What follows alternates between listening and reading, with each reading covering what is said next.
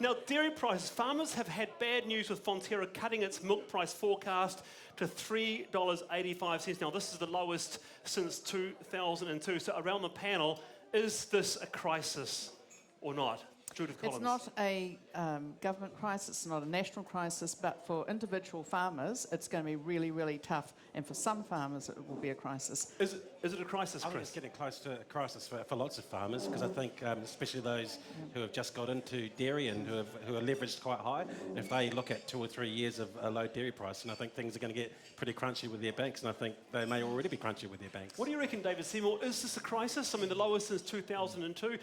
Could anyone have anticipated this would happen? No, if you could, you'd be very rich. These things are unpredictable. But what I would say is that we've got good monetary policy, that's a shock absorber. We've got good policy in general, that helps. But for some people, they're going to be overextended, and it is a crisis for them.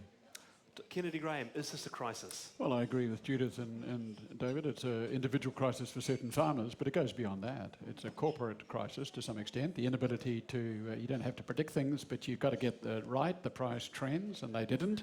It's a national crisis because we overload ourselves on dairy exports. It's even a global crisis because it raises the whole issue of sustainability. Do you agree with that? No, I don't actually, because dairying now is 20% or 22% of our exports. It's 5% of our economy. It's not nearly as large a part of our economy as it was, say, 10 or even 20 years ago. So it is, for individual farmers, this is going to be really hard. Particularly those who have gone to debt in order to buy the neighbour's farm or whatever. So has there been too tough. much of a policy reliance on China? Well, I think it's not only China, but of course our biggest exporting partner at the moment is Australia. So we export oil, we export gold to Australia, biggest exports to Australia. We have a very diverse partnership. But, you know, those of us who think that free trade is good, we'd go for the TPP if we can get it, and we'd look at things like beef, which is now biggest exports in beef that we've had ever. So, you know, there's a very diverse economy now. Okay, I want to, if the commodity prices are so low, I mean, what, $3.85, Chris Farfo, would you expect New Zealanders then to go to the supermarket or go to the dairy and get far cheaper milk? You would hope so. I'm not sure if it works that way. Why not? Why doesn't it work that way? Well, because that's the global price, and I think that doesn't necessarily reflect in what the domestic price we get here. A glut of milk, though?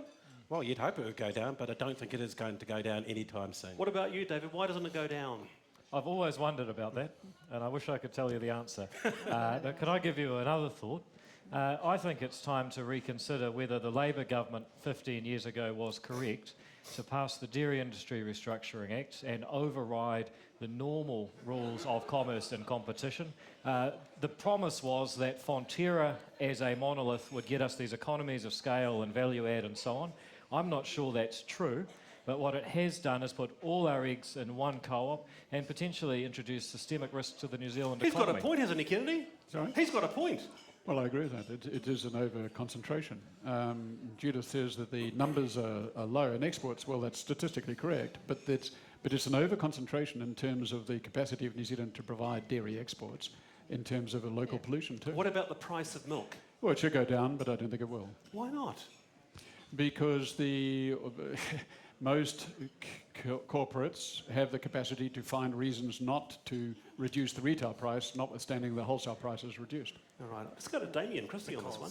Yeah, one with John Ballingall. He's the Deputy Chief Executive of NZIER, that's the Institute for Economic Research. It says here, independent, authoritative analysis. Is that right? Couldn't be more correct. I've got a business idea. If they're not going to lower the price of milk, how cheap would it have to get before we could just import it from somewhere else? You and me start up a milk selling business in the supermarket selling Peruvian milk. I think that's a great idea. I think we can make a lot of money. But Now, not now that we've told everyone. Hey, it seems to me that when we need to move to change the laws to allow for dairy, it's so important to it's the backbone of our economy. When this happens, the Prime Minister goes, well, it's only 5% of our economy, doesn't matter. What's the truth? the truth is that dairy is hugely important to our economy, 20% of our exports and around 3% of our employment. But there's lots of other parts of the economy as well. And despite the fact that the dairy sector is struggling, other parts of the economy are actually going really well. We saw a massive expansions, intensification as the price of dairy was high. Do we need to see some of these farms now collapse, that the price is going down? Is that just the market? Well, I don't think we want to see anyone collapsing, but we do need to make sure that plans are made based on sensible price forecasts. And it seems that some banks and some farmers might have had unrealistic expectations around what prices might do.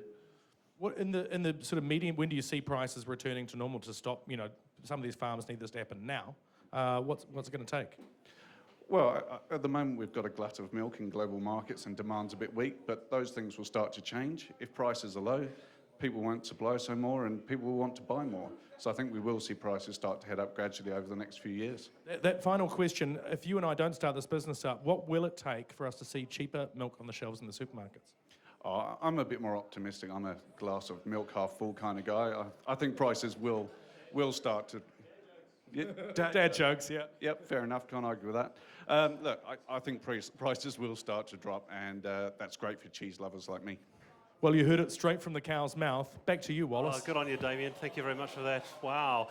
I just want to go around the panel then. What more could the government do, Kennedy Graham, to actually both help the farmers and make sure that, I mean, what have we got? 10 consecutive falls at the fortnightly price auctions. Should we pull out of the global trade dairy auction? What can we do?